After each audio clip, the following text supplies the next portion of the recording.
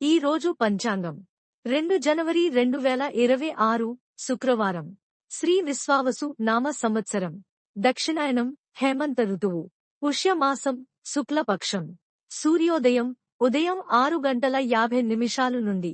సూర్యాస్తమం సాయంత్రం 5:49 వరకు. తిథి చతుర్దశి సాయంత్రం 6:54 వరకు. తరువాత పౌర్ణమి. నక్షత్రం మృగశిర రాత్రి 8:03 వరకు. తరువాత ఆరుద్ర. వర్జ్యం తెల్లవారుజామున 3:33 నుండి తెల్లవారుజామున 4:59 వరకు.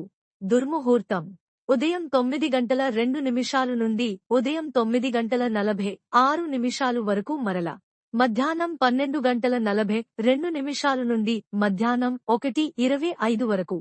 రాహుకాలం ఉదయం 10:57 నుండి మధ్యాహ్నం 12:20 వరకు.